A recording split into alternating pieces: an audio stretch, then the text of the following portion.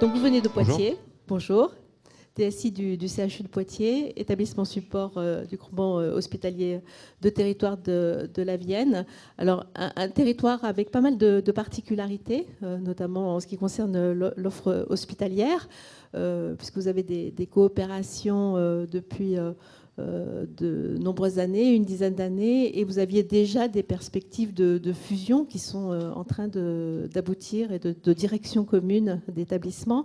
Donc peut-être vous pouvez commencer par nous dresser et nous indiquer les particularités de ce territoire couvert par le groupement hospitalier de territoire de la Vienne et puis l'originalité de sa gouvernance. Donc la Vienne, département de 400 000 habitants. Effectivement, on a 6 établissements publics dans ce département-là, mais sur ces 6 établissements publics, en fait, il y en a concrètement en termes de juridique, il n'y en a que 3, c'est-à-dire que les établissements de Poitiers d'un côté et Châtellerault de l'autre ont déjà opéré un certain nombre de fusions, ce qui fait que Poitiers a déjà fusionné avec Lusignan et Montmorillon, que Châtellerault a déjà fusionné avec Loudun. Donc concrètement, en établissement juridique, il reste Poitiers, Châtellerault et le centre hospitalier de Laborie, le CHS, ce qui fait que sur ce département-là, on a 6 sites hospitaliers, mais que 3 établissements juridiques, donc Poitiers, établissement support, Châtellerault et le centre hospitalier psychiatrique de Laborie. Sachant que cette logique d'intégration qui habite les responsables de la santé sur ce département-là continue, puisque aujourd'hui, on a ces deux établissements principaux, Poitiers d'un côté et Châtellerault de l'autre, et on a engagé depuis le mois dernier un processus de direction commune, lui-même annonciateur d'une fusion qui reste à inscrire dans les 3 ans qui viennent. Donc ce processus de fusion, cette intégration régulière va se poursuivre. Et au bout du compte, l'originalité est qu'on va peut-être arriver à terme à avoir une forme d'hôpital de département, un seul établissement juridique, sachant que l'aspect psychiatrique reste sur un établissement à part entière, mais il est évidemment membre du GHT. Donc ça pourrait finir avec on va dire un équilibre avec un GHT à 2 établissements principaux. Et alors dans ce contexte, comment avez-vous organisé la direction des systèmes d'information ? Alors, la direction du système d'information du CHU de Poitiers, elle n'a rien de très original. Je ne pense pas qu'elle soit très différente de celle qu'on peut trouver dans les autres CHU. On a donc un domaine infra, un domaine applicatif médical, sous la responsabilité de Monsieur Maison qui est ici, un domaine responsabilité administrative, un domaine sécurité qui prend de plus en plus d'importance, un domaine téléphonie, un domaine archives. On n'a pas une organisation qui est forcément très originale. Je pense que vous retrouverez la même chose par ailleurs. Donc on a une quarantaine de personnes au CHU de Poitiers. Et il y en a 8 sur l'hôpital de Châtellerault.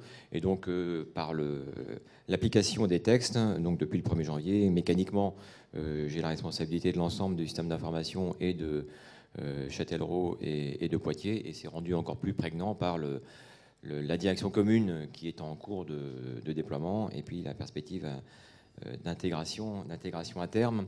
S'il y avait un point à mettre en exergue, ce ne serait pas à travers cet organigramme-là, ce serait peut-être plus à travers on va pas être modeste, mais peut-être notre point fort, c'est notre capacité à s'adapter constamment, on va dire. C'est-à-dire on suit le mouvement qui est imprimé par la direction du CHU de Poitiers, et la direction du CHU de Poitiers est très dynamique et cherche constamment à s'adapter, se réadapter, se moderniser. Et il n'y a aucune organisation ou réorganisation qui peut se faire sans que le système d'information suive derrière. Donc ça suppose une capacité d'adaptation qui est peut-être ce qui fait notre caractéristique, avec toutes les limites qu'on peut avoir. Je ne prétends pas qu'on s'adapte autant et toujours dans les temps impartis, mais en tout cas, on a cette exigence, on attend de nous une grande capacité d'adaptation pour tenir compte des réformes constantes, des réorganisations constantes, des adaptations, des modernisations constantes, qui fait que le CHU de Poitiers est, on va dire, plutôt reconnu en matière de gestion. Oui, alors vous m'aviez effectivement parlé d'une autre originalité du CHU de Poitiers, qui est sa situation financière depuis une quinzaine d'années, excellente. Ben, il y a quelqu'un de la DGOS, donc non, je ne vais peut-être pas être aussi... Non, elle est très difficile. Très difficile. La nouvelle circulaire budgétaire nous est très négative.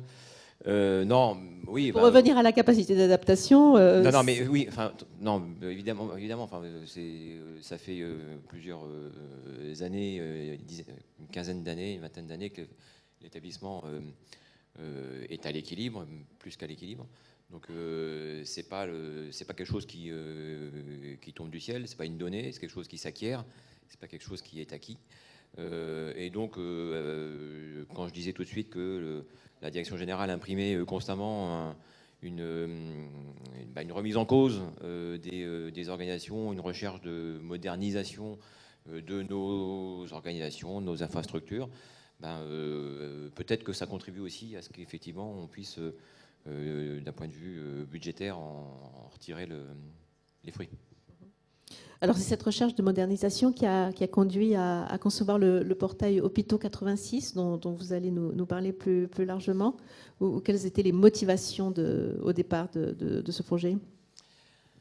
Alors, ce projet-là, il a une double motivation. Il a une première motivation qui, quelque part, est un petit peu réglementaire, on va dire, et une autre qui est plus le fait de notre politique au niveau du CHU. L'aspect réglementaire, il est que, comme pour tout le monde, on a cette obligation de convergence, alignement, convergence entre nos systèmes d'information. Et on a trouvé là on cherchait un outil qui puisse, au niveau du GHT, fédérer les identités, fédérer les dossiers patients, sachant qu'on était sur des dossiers patients qui étaient divergents et qui sont durablement divergents. Donc notre première approche, elle était d'ordre réglementaire. Comment est-ce qu'on peut répondre à cette demande-là de mettre à disposition un outil de GHT au profit des professionnels de santé, des établissements. Et on avait une deuxième approche qui était que le CHU souhaitait s'ouvrir sur l'extérieur.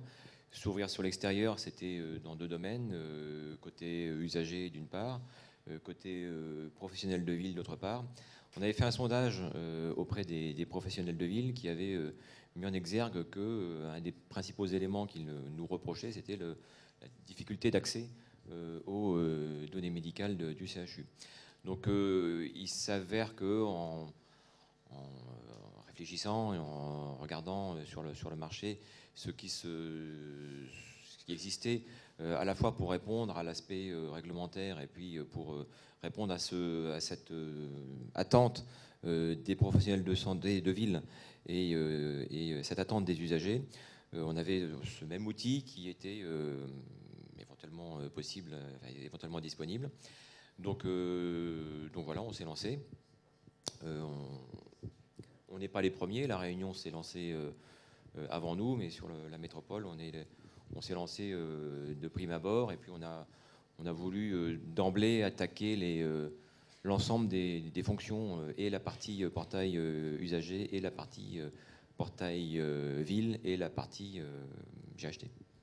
Alors ça suppose quel choix technologique, et puis ça suppose d'avoir passé quels prérequis avant de se lancer dans ce type de programme ?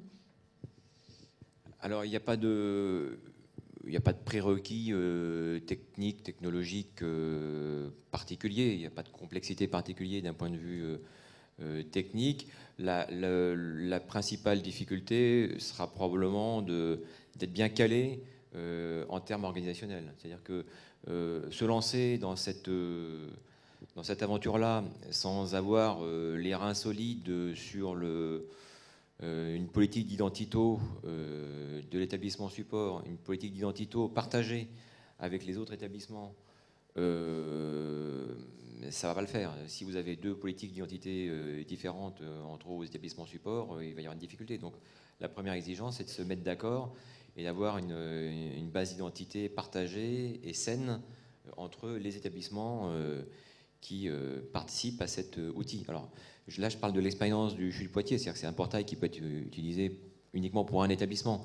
Mais dès l'instant où on l'utilise, comme je vous l'ai dit, à plein, en l'utilisant comme portail de GHT, bah le prérequis, c'est qu'au niveau du GHT, d'un point de vue organisationnel, vous ayez pensé à vous mettre d'équerre sur votre politique identito-vigilance.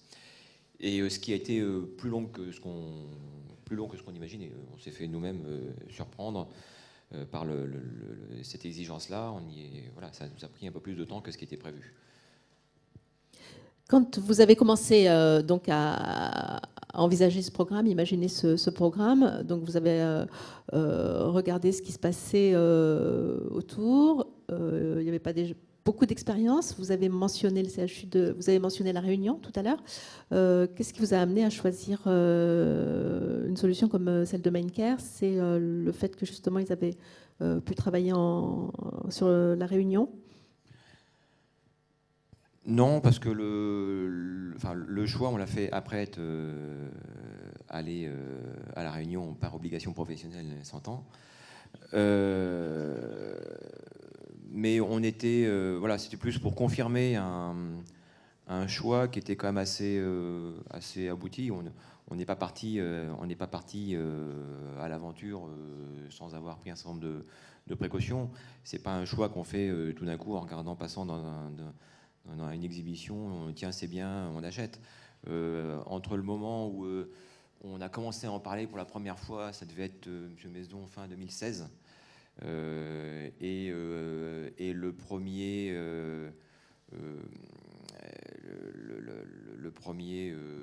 professionnel de ville qui bénéficie du service, à savoir juillet 2018, il y a quand même eu beaucoup de temps de réflexion pour peser, sous-peser.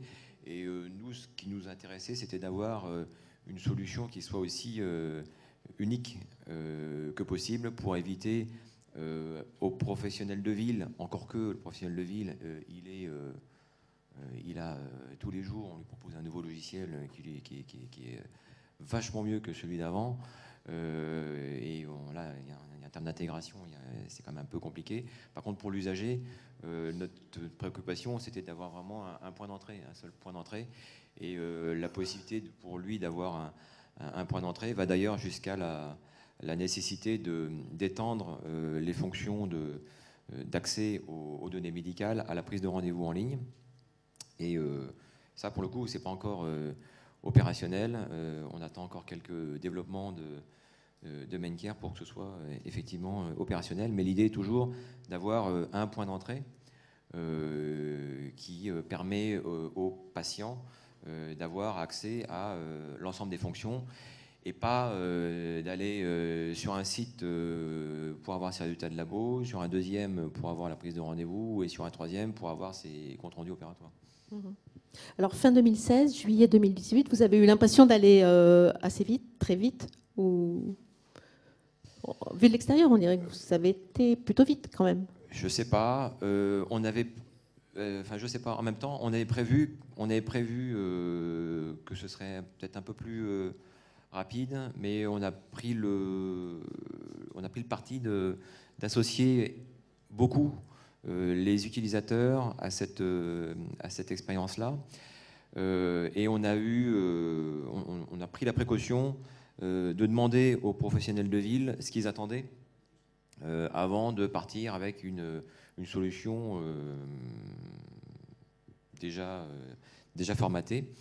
Donc on a eu plusieurs réunions avec les professionnels de ville. On a eu des réunions avec... Donc ces réunions réunissaient, outre évidemment les médecins de Châtellerault et de Poitiers, évidemment, réunissait le président du Conseil de l'Ordre et puis les représentations syndicales des médecins, le président du CTS, donc, et puis des médecins libéraux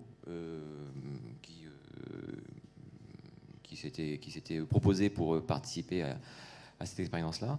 Et donc, on a eu... Et la CEPAM, pardon, j'oublie la CEPAM, qui a toujours été aussi à nos côtés. Et donc, on a eu plusieurs réunions qui nous ont permis de... Alors, je ne vais pas dire co-développer, ce serait un peu excessif, enfin, au moins de développer en s'assurant que ça... Ouais, d'améliorer tel ou tel point. On prétend avoir essayé d'améliorer tel ou tel point. Encore une fois, c'est un produit qui est nouveau, donc il n'est pas abouti. Et je pense qu'on a un peu contribué aussi à travers ce co-développement, le terme est excessif, hein, c'est un outil qui était développé auparavant, mais on a apporté on a demandé quelques modifications, quelques développements, et ces demandes-là, elles sont le fait à la fois des services de la DSI, mais des professionnels de ville qui nous ont dit peut-être qu'il serait utile de simplifier tel ou tel élément ou d'avoir accès de telle autre façon à tel ou tel autre élément. Alors, juillet 2018, aujourd'hui on est en novembre, donc vous avez déjà un petit peu de recul sur les usages. Est-ce que vous pouvez nous en parler ? Alors, on y va. On est à la fois ambitieux parce qu'on veut couvrir tout, c'est-à-dire couvrir le portail GHT, couvrir le portail usager et couvrir le portail professionnel de ville. En même temps, on y va de façon séquencée parce que c'est quand même lourd à porter. Hein.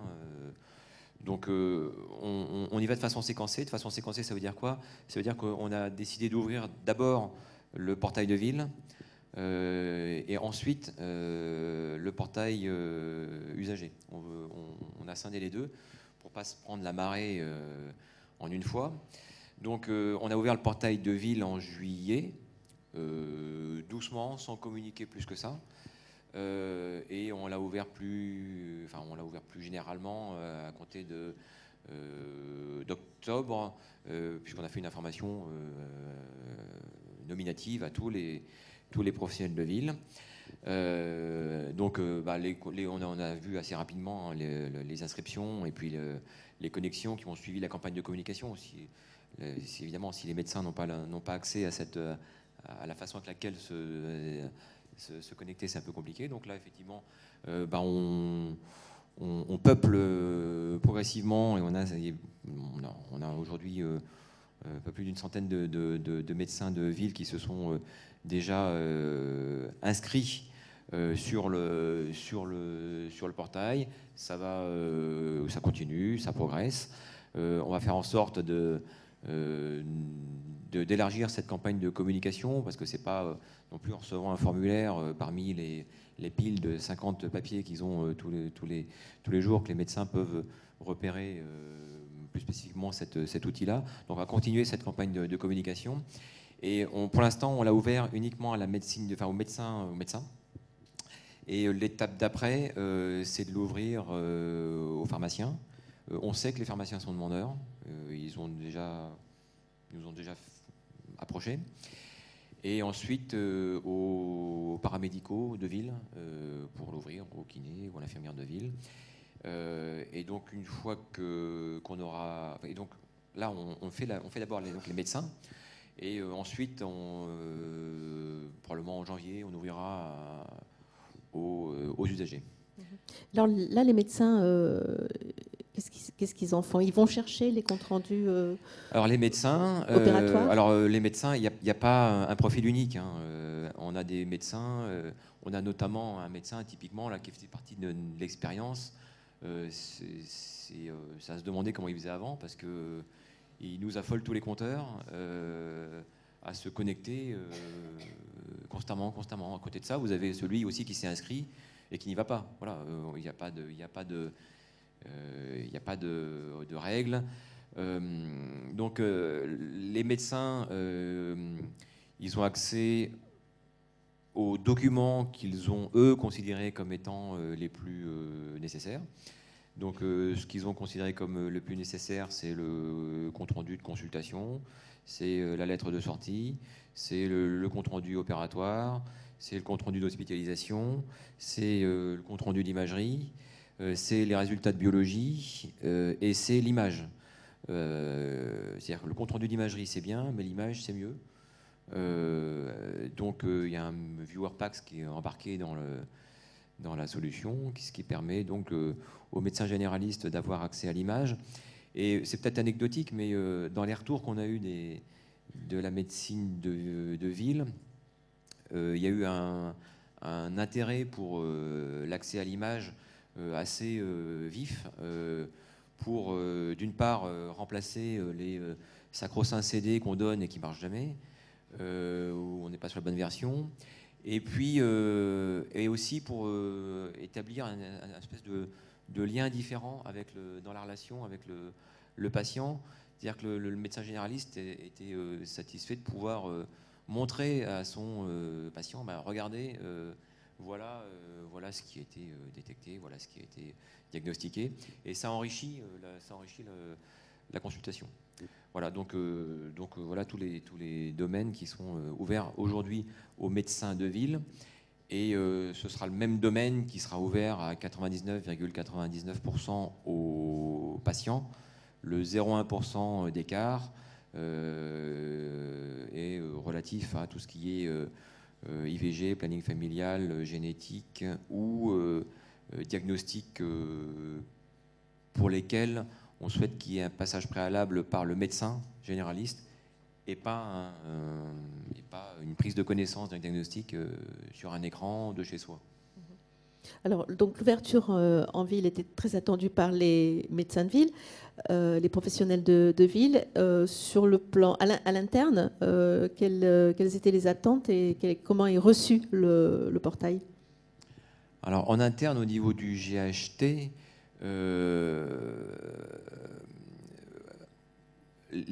c'est un petit peu différent, puisque par définition, les médecins du CHU de Poitiers ont déjà accès, évidemment, c'est pas un scoop, aux données médicales du CHU. Mais ils doivent en émettre. Les médecins, pardon ?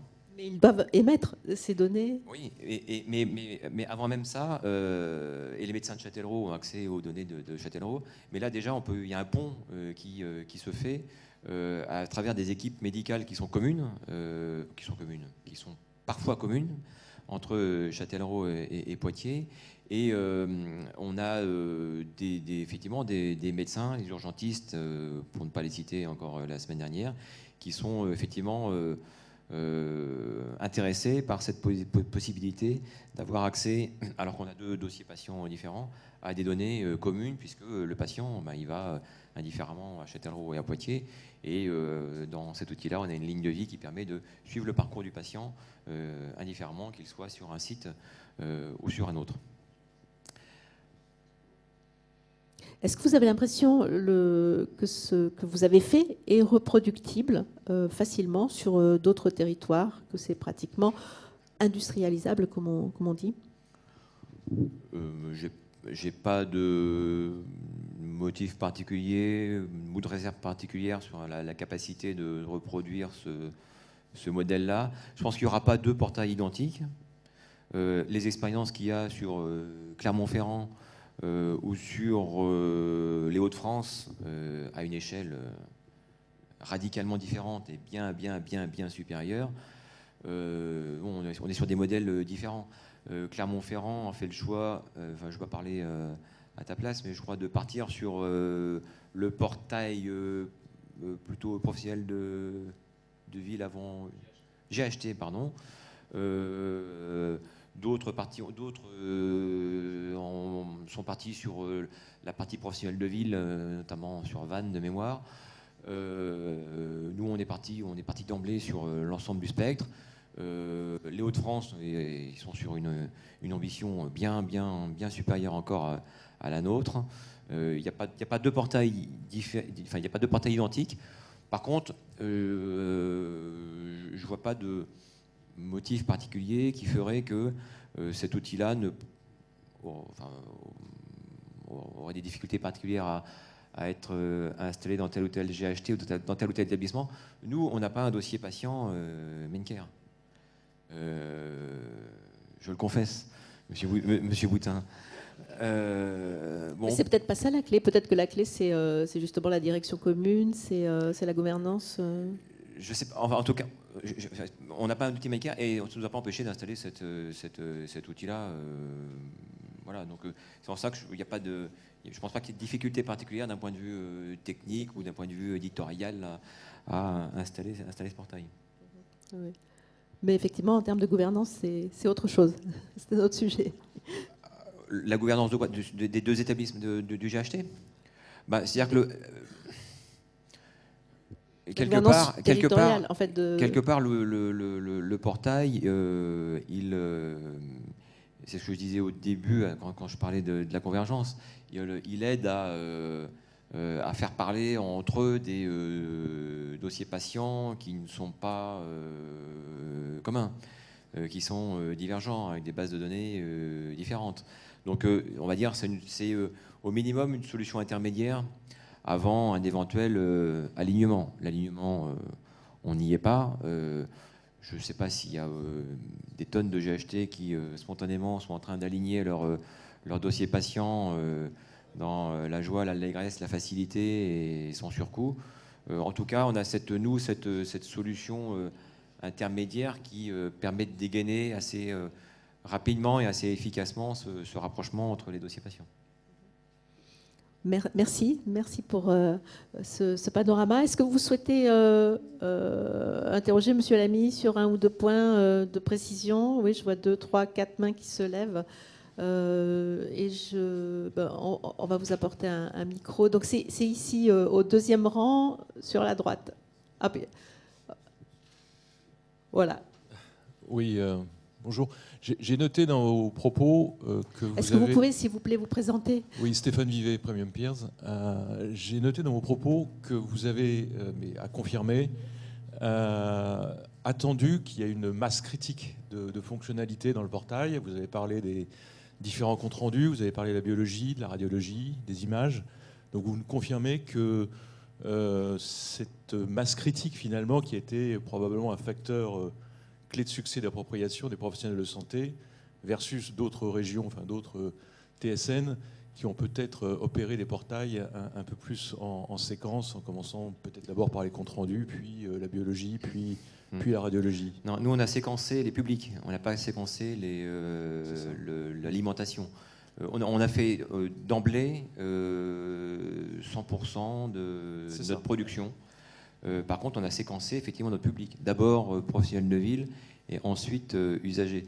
Pour vous donner un ordre de grandeur, sous le contrôle de M. Mesdon, on doit être à 700 000 documents en ligne et on alimente 3 000 documents par jour à peu près. Et on a donc 400 000 patients en base et 33 000 médecins référencés. Voilà. Attention, un médecin référencé, ce n'est pas un médecin qui va nécessairement se connecter. C'est un médecin à qui on a ouvert la possibilité d'eux, ce qui n'est pas la même chose. J'aimerais que ce soit 33 000 qui vont dessus, ce n'est pas encore le cas. Bonjour, Alberto Meguira, Société Vatreo. Je vais écouter un petit peu ce que vous aviez dit sur le portail ville et le portail usager. Finalement, vous avez cité tous les comptes rendus, comme on le disait à l'instant, de biologie, d'imagerie, avec un viewer PACS intégré. Mais finalement, qu'est-ce que vous comptez faire lorsque le DMP sera complètement généralisé? Comment allez-vous vous aligner? Comment allez-vous vous intégrer au DMP? Je ne connais pas les specs du DMP, je ne sais pas s'il y a un viewer PACS par exemple dessus, mais en tout cas, est-ce que ce n'est pas un système parallèle que vous avez développé? Ce n'est pas un système concurrent? Comment vous comptez faire cet alignement? Merci. C'est une très bonne question, c'est une question qu'on s'est posée et qu'on continue à se poser, très honnêtement. Je rappelais tout de suite que le choix de cette solution-là, il a été pris en décembre 2016. Donc à un moment où bon, DMP, il était un peu, il il n'était pas très, voilà, il n'était pas porté autant qu'aujourd'hui. Donc nous, on a avancé et on a constaté que parallèlement, le DMP était réanimé et appelé à, on l'espère, un meilleur développement. Donc, il y a ce que je sais et ce que je ne sais pas. Ce que je sais, c'est que cet outil-là, c'est une fusée à 4 étages. Il y a un premier étage, c'est la gestion des identifiants. Bon, ça, de toute façon, il faut y passer. Il y a un deuxième étage, c'est l'outil de GHT, qui permet au sein de l'établissement et d'établissement du GHT de mettre en commun les dossiers patients. Ça, je suis convaincu voilà, qu'il fallait y passer, et le DMP n'a pas de valeur ajoutée de ce point de vue-là. Après, sur les deux autres étages, qui sont troisième étage, dossier ouvert aux professionnels de ville, et quatrième étage, dossier ouvert à l'usager, effectivement, là, on peut être en concurrence, complémentarité avec le DMP. Donc, je suis affirmatif sur les deux premiers étages, qui ne me posent aucun problème. Sur les deux autres étages, je vous répondrai dans 2 ans, dans 3 ans. Je ne sais pas. Nous, on s'est donné les moyens d'être autonomes et d'avoir notre propre politique en matière d'ouverture de l'hôpital sur l'extérieur. Est-ce que le DMP va prendre le relais, ne pas prendre le relais? Est-ce qu'on est sur les mêmes usages, pas les mêmes usages? Je ne sais pas. Par exemple, sur l'imagerie, je crois qu'on pourra dire que c'est pas prévu. Enfin voilà, c'est pas demain matin que nos PACS vont alimenter le DMP. Pour autant, sur les autres examens, peut-être que on sera en concurrence et peut-être que le médecin ou le patient ira de façon privilégiée sur tel ou tel. Ça, enfin, personne ne peut vous répondre. Ce que je sais, c'est que la CEPAM a été associée à toutes nos démarches, qu'elle s'est félicitée de cette évolution-là, et que le CHU de Poitiers, qui n'était pas DMP compatible, l'est devenu en installant Ideolink. C'est-à-dire qu'on n'a jamais poussé le moindre document sur le DMP depuis la nuit des temps, et on a commencé la semaine dernière.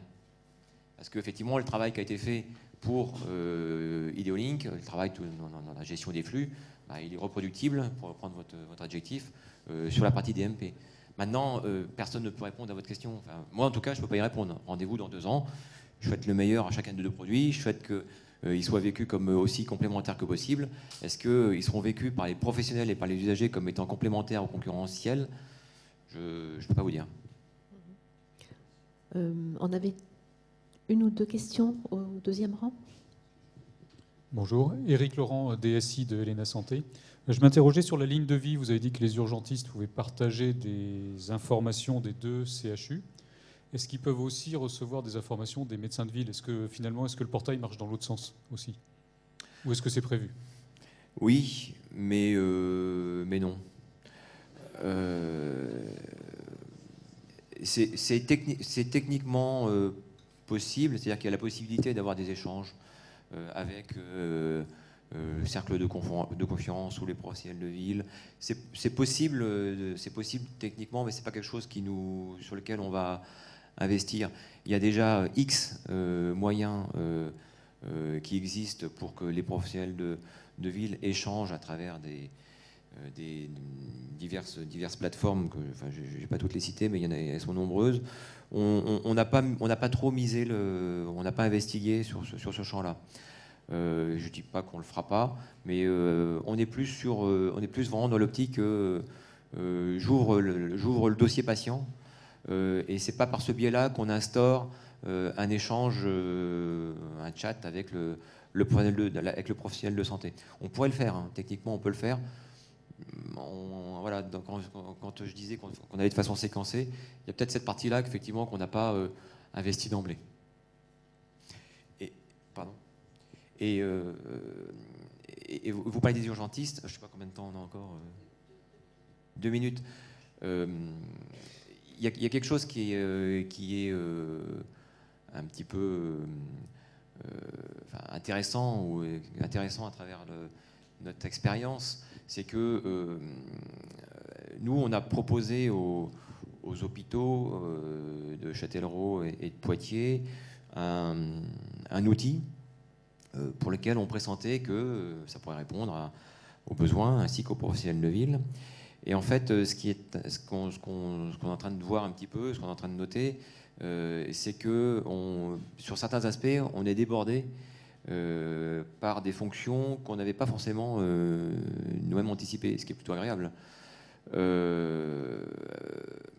Alors, on aura probablement des critiques, parce qu'il y a telle ou telle fonction qui est mal faite, ou il y a du retard où il y a l'hébergeur agréé de santé qui bat de l'aile, ou il y a le viewer Pax qui est en rade, ou je ne sais quoi. On en aura. On en a eu, on en aura. Mais à l'inverse, on a des professionnels de santé qui sont en train de s'en saisir un peu et de nous dire mais au fait, on avait pensé on avait tel besoin. Et on se rend compte qu'en fait votre portail, celui que vous avez ouvert, qui s'appelle GHT 86, il nous permet de répondre à ce besoin-là. Je vais prendre un exemple concret, le SAMU, parce qu'à un moment le SAMU vient nous voir en nous disant ils ont un projet de pouvoir échanger des données depuis le véhicule SMUR pour pouvoir accéder à un certain nombre de données médicale, mais je dis mais vous l'avez déjà, quoi. Et moi-même j'avais pas percuté, et eux-mêmes n'avaient pas percuté, pourtant on avait déjà parlé de cet outil-là, qu'en fait l'outil ils l'avaient déjà. Et conclusion, on a eu cet échange-là un mercredi, le vendredi, depuis leur tablette dans les véhicules SMUR, ils étaient sur le portail en train d'aller voir les données médicales du patient sur lesquelles ils étaient en train de se transporter dans leur véhicule. Bon, voilà, donc il y a cet aspect-là qui est assez sympathique, qui est que quelque part les professionnels de santé hospitaliers sont en train de s'en emparer.